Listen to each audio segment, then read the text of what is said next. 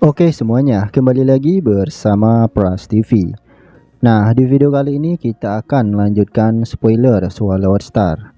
Mimin mau mengingatkan sekali lagi bahwa ini merupakan spoiler yang diambil dari novelnya.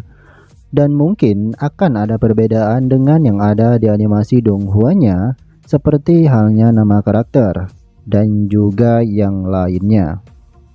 Lalu untuk video dan gambar, ini hanya footage atau ilustrasi. Nah, bagi yang belum nonton spoiler sebelumnya, kalian cek sendiri di profil ya guys ya, tuh ada part-partnya. Oke, langsung saja. Melanjutkan cerita sebelumnya. Ketika Kaisar Yan mengatakan bahwa Lo Feng harus memilih guru ketiganya, Lo Feng terdiam sejenak karena ia tidak tahu guru mana yang benar-benar cocok untuknya. Menurut perkataan Kaisar Yan, Lo Feng memerlukan guru yang dapat mengajarinya tentang hukum asal emas atau logam dan ruang dengan baik. Hanya dengan begitu Lo Feng dapat memperkuat dirinya. Menurut informasinya, para guru yang ada di perusahaan semesta virtual untuk mengajar di alam rahasia primal atau purba biasanya berlevel unding general sampai unding king. Sangat jarang sekali yang sama seperti Kaisar Yan, yaitu level unding emperor. Akan tetapi dikatakan, jika seorang pejuang level Universe Knight atau Universe Venerable tertarik akan seseorang, mereka bisa saja sukarela untuk menjadi guru dari seorang pemuda jenius tersebut. Akan tetapi Kaisar Yan tidak hanya diam saja ketika melihat muridnya bingung.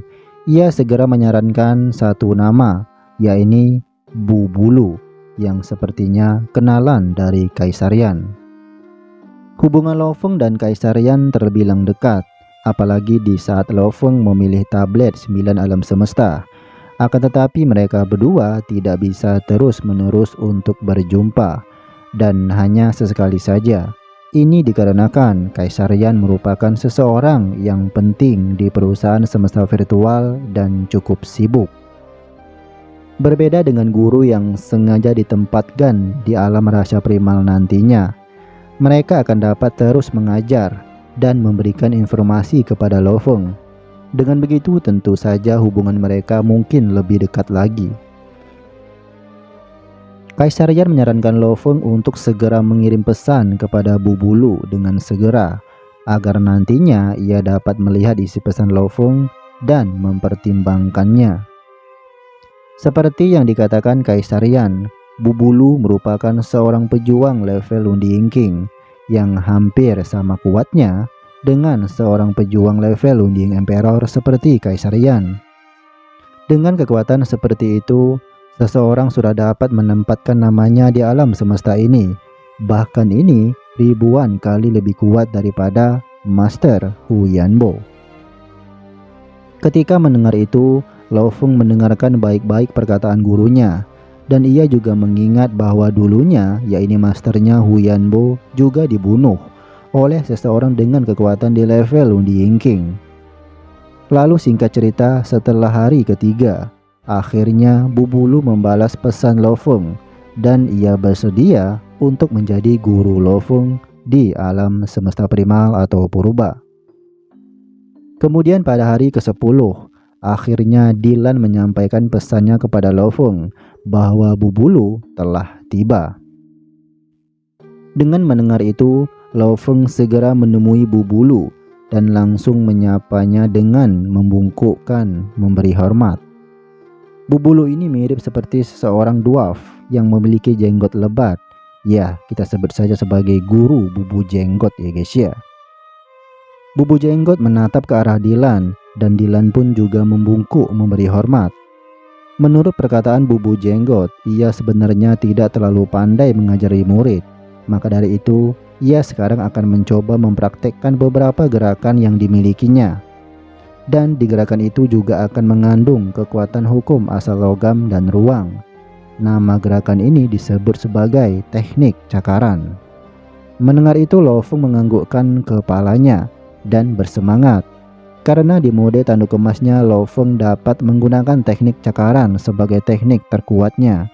Namun, ketika dalam tubuh utamanya ini, Lo Feng tidak bisa mengeluarkan kekuatan penuhnya. Namun bisa dibilang Lo Feng cukup ahli menggunakan teknik cakaran.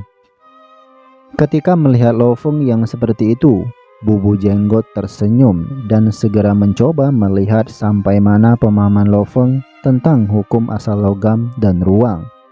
Nah, sedikit informasi. Pada saat ini, Lo Feng berada di dunia virtual ya guys ya. Dan tubuh utamanya masih berada di Gunung Iblis untuk mewarisi teknik catatan iblis. Oke, kita lanjut. Di saat Lo Feng mempraktekkan gerakan dari Bubu Jenggot, yaitu teknik cakaran, Bubu Jenggot sangat terkejut karena Lo Feng sebenarnya juga bisa menggunakan teknik cakaran. Dikatakan sebelumnya, Bubu Jenggot tidak terlalu bersemangat untuk mengajari Lo Feng karena ia hanya seorang master mental dan tidak selaras dengan Bubu Jenggot. Akan tetapi setelah melihat bagaimana Lo Feng melepaskan teknik cakaran yang kuat, Bubu Jenggot ini terlihat bersemangat dan matanya menunjukkan eksistensi yang luar biasa. Bagaimana tidak, ia akhirnya dapat menemukan murid yang cocok dengannya. Menurut perkataan Lo Feng, teknik cakaran atau mungkin akan dirubah di Donghuanya menjadi teknik tinjuan merupakan teknik untuk pertarungan jarak dekat. Seperti yang kita ketahui, seorang master mental seperti Lo Feng merupakan pengendali. Maka dari itu, Bubu Jenggot yang juga seorang petarung jarak dekat menyukainya. Nah, Bubu Jenggot juga mengatakan bahwa teknik cakaran Lo Feng ini jauh lebih unik daripada milik Ke Lo Fu sebelumnya. Dengan begitu, Bubu Jenggot akan mengajarinya tentang teknik 3000 ruang. Teknik 3000 ruang ini merupakan teknik buatannya sendiri dari Bubu Jenggot. Dan di dalamnya akan mengandung kekuatan hukum asal ruang dan logam yang besar. Dengan menggunakan ini ia berharap Lo Feng dapat memahaminya. Waktu terus berlalu dan saat ini Lo Feng mengirimkan 50% kesadarannya di dunia virtual. Dengan begitu ia akan menerima pembelajaran dari Bubu Jenggot dengan baik dan setengah kesadarannya lagi berada di istana warisan catatan iblis. Dengan adanya mode tanduk emas di dunia internal, ia juga mempelajari teknik cakaran dan 3000 ruang dengan baik. Alhasil, perkembangan Lo Feng mengejutkan Bubu Jenggot. Kemudian singkat cerita, 2 tahun telah berlalu. Pada saat ini, Lo Feng masih berada di istana warisan catatan iblis dan setengah kesadarannya berada di dunia virtual untuk memahami teknik 3000 ruang. Akan tetapi Lo Feng yang asli segera membuka matanya dan merenung sejenak karena sampai saat ini belum ada kabar dari Ke Lo Fu sama sekali. Dengan begitu, apakah artinya ia benar-benar telah tewas? Tidak ada yang tahu pasti, bahkan perusahaan semesta virtual sekalipun. Ketika mengingat keadaan Ke Lo Fu, Lo Feng baru sadar ia selama ini sebenarnya egois bahkan naif karena hanya ingin mendapatkan manfaat lebih dari tempat misi dan tidak memikirkan konsekuensinya.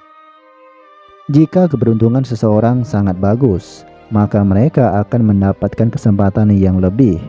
Akan tetapi jika keberuntungan mereka buruk, maka hanya kematian yang menunggu, sama seperti Ke Lo Fu saat ini. Dengan demikian, Lo Feng bertekad tidak akan terlalu membahayakan dirinya dan akan bergerak dengan hati-hati di masa depan. Kemudian Lo Feng kembali naik ke tangga berikutnya untuk memahami warisan catatan iblis.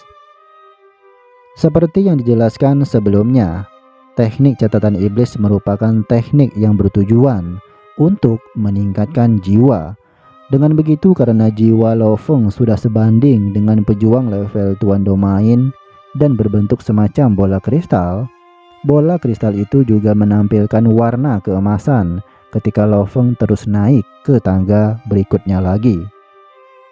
Ketika semua anak tangga telah berhasil Lo Feng pahami, yakni di tangga ke 3000 lebih, Lo Feng merasa bahwa jiwanya sangat kelelahan.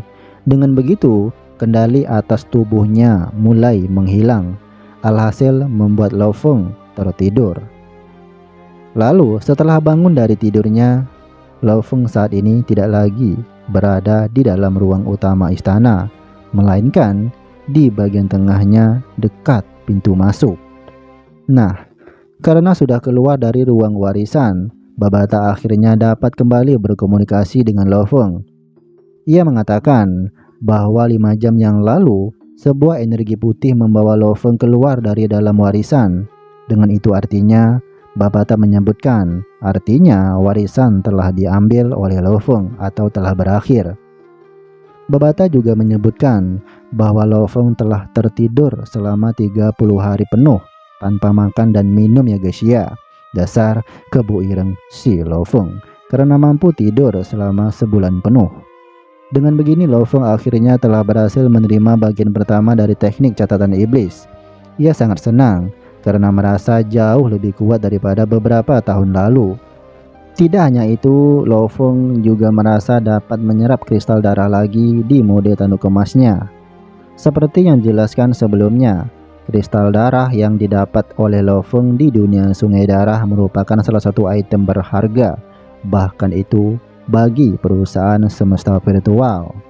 Nah, bagaimana dengan kelanjutan ceritanya? Oke, cukup sampai di sini dulu videonya. Ayo ramaikan dan subscribe video ini dan like sebanyak-banyaknya biar biar itulah. Oke, bye bye.